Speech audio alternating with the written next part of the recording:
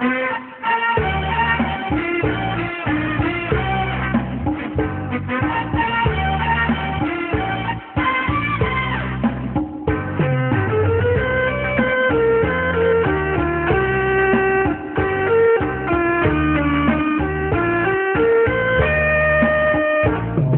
นมือที่ฉันถือน่ะสีดำ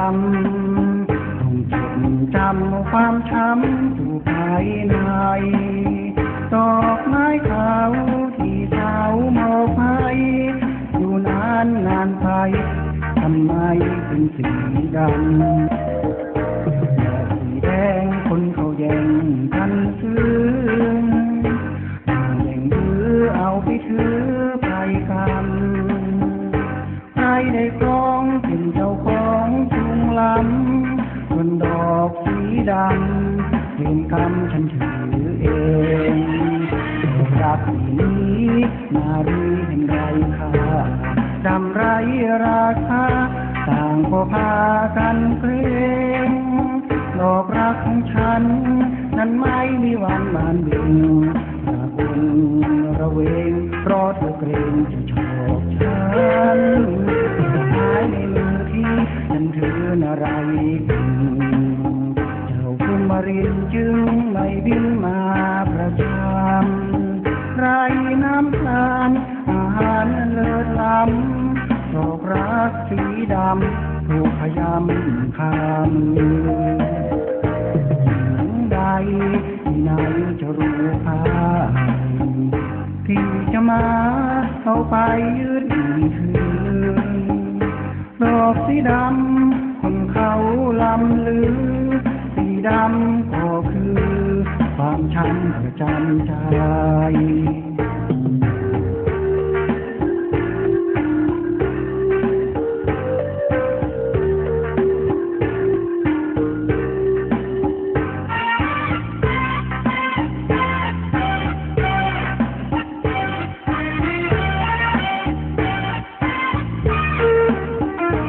รักนี้นารีเห็นไรค่า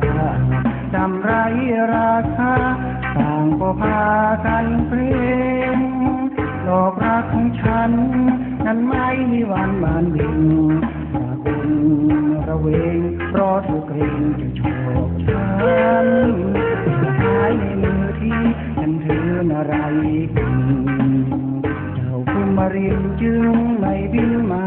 ประจำไร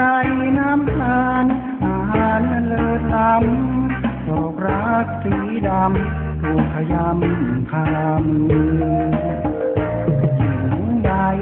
ที่ไหนจะรู้ค่าที่จะมาเอาไปยืดถือดอกสีดำคนเขาลำลือสีดำก็คือความช้ำประจำใจ